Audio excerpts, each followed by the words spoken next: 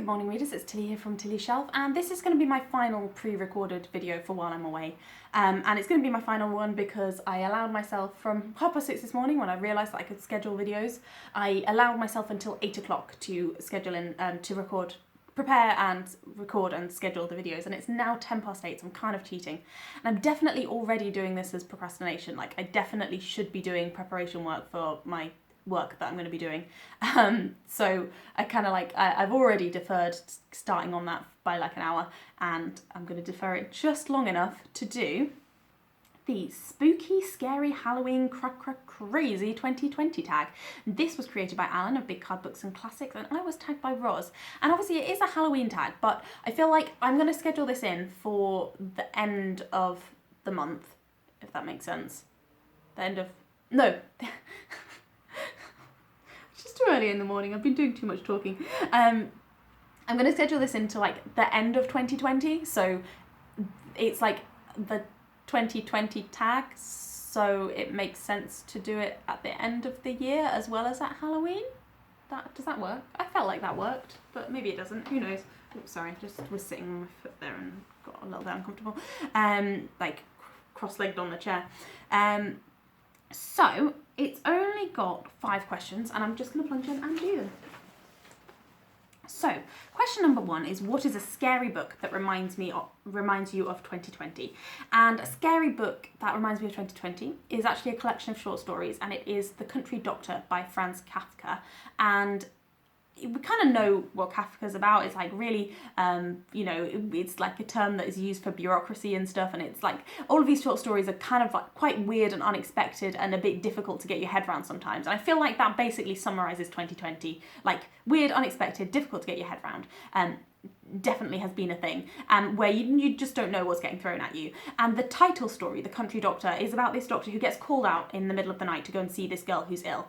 And he goes to see her, and she's got this wound that needs to be treated, and it's like this big pink wound, and he goes to start treating it. Like various complicated things happen, and then it starts like exploding with maggots, and it just gets worse and worse, and it's just like a disaster, and it's kind of like weird and dreamlike, and you don't know what's quite going on, and you kind of really want the doctor to be able to fix her, but at the same time you kind of want him to run away because it's obviously something that's beyond his capacity to deal with it, you think. And this really reminds me of coronavirus, because it's like he gets called out to something that should be like a simple wound dressing, and then it just gets worse and worse and worse. And like with COVID, it was like we were getting something that was going to be like this respiratory infection, and we went to kind of like deal with that, and then it turned out that it did all of these other crazy things as well that were really like difficult and confusing and kept like appearing out of nowhere, like, oh, suddenly there's these blood clots, or suddenly there's this other like disaster that's happened. And yeah, so it reminds me a little bit of the Country Doctor, and the kind of unexpected nature of that that ailment just getting worse and worse. Yeah, and 2020 as well, just getting worse and worse. But there's been a glimmer of hope at the end. I feel like things are looking up at the moment. Fingers crossed. So, question number 2. What's a scary... Oh, sorry, that's question 1 again. What's a new, scary or spooky novel that you want to read in 2021? So I don't read many scary books, as I mentioned in the tag that will have been released before this tag, I think. But a new book that I want to finish in 2020 that I'm slightly scared of is The Mirror and the Light by Hilary Mantel, and that's the last in her series of books about Thomas Cromwell. And I feel very daunted by this book because I started it at the start of this year, and then COVID started, and then I didn't manage to persevere with it. And I feel a little bit scared that I kind of really like the characters, and because I know the history, I kind of know where it's going, and I don't really want it to happen. So I'm scared to finish it, but I do want to finish it in 2021. Question number 3, who is a scary author that you are afraid of reading? I'm going to cheat on this one as well and not use an actually scary author, but an author that I'm scared of reading, would be Anthony Trollope, because everybody loves Anthony Trollope, right? Like everybody on BookTube who does like Booktober and stuff, they read it and they love it and they recommend it, and they're like, oh, you've got to read the Barsetshire Chronicles or something, and like all of his books, like people seem to love him, and I'm really scared because he's written loads of stuff. So if I read him and I really enjoy him, I've suddenly got a massive list of books to read. But if I read him and I don't enjoy him, like I'll be missing out on all of this stuff that everyone loves. So I just don't know what to do, like whether to just plunge in, which is what you're all gonna obviously say. Yes, plunge in and read some Anthony Trollope, but it's kind of scary. It is kind of scary. Am I the only one who gets kind of scared and intimidated by authors that people really rave about? Yeah, I don't know. So, what of all the things that you have lost in 2020, what do you miss the most? I've got a non-bookish answer for this.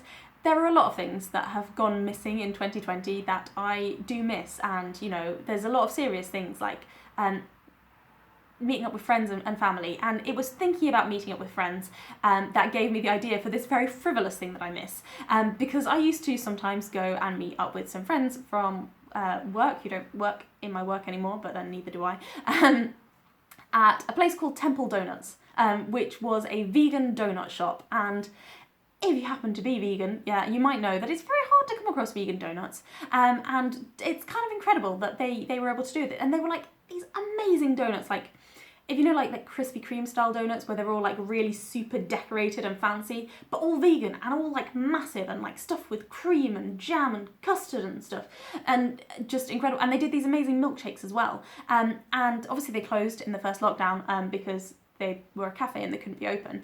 And I went there recently thinking, oh, like before this lockdown started, thinking, oh, I can go back to Temple Donuts, like not with friends because you can't really meet people very easily. But I thought, oh, we can get it as a takeaway. And they've closed, which is really sad because it was just an amazing like little tiny business, really, really tiny cafe. And I guess they were quite new as well. So I guess they just didn't really have the resources to be able to keep going unless they'd moved somewhere else. But there wasn't any like sign saying we are elsewhere. It was just closed and boarded up. And that is very sad. So I miss my vegan donuts, and yeah, I don't know when there will be vegan donuts in my life again. Oh, it's tragic. It's really, really tragic. So question number 5, which is the final question. How are you going to forge ahead in 2021? So I'm going to be away until mid to late January, as of this evening. And then after that, I am going to have 2 weeks of self-isolation, and then I'm going to start a new job. So I think the first few months of 2021 are going to be pretty busy. And then I'm going to be hoping to get one of these vaccines that people are talking about. Probably not early in the year, but at some point in the year, I'm hoping that they'll kind of start emerging. And then once that's happened, I want to hope to like resume a bit more of a normal life. But we shall see. And I'm going to be pushing on with continuing to participate in BookTube and different BookTube events and so on. Anyway, I hope that has been enjoyable for you, and I hope you've enjoyed the 3 tags that I've kind of rushed through doing this morning. It's 8:15 now, so I better go and get on with something actually related to work, although I feel like I could have a nap. Yeah, can't do that. Must push ahead. And take care, and I hope you're having a lovely Christmas and New Year period. I feel like this is going to be posted, I'm going to schedule them so that this is going to be posted, well, you'll know, it's like early January or late December, and I can't spare any more time to do any more after this, but I'll be back in late January. So yeah, Happy New Year, and let's all hope that we can forge ahead in 2021 with a little bit more success than we did in 2020.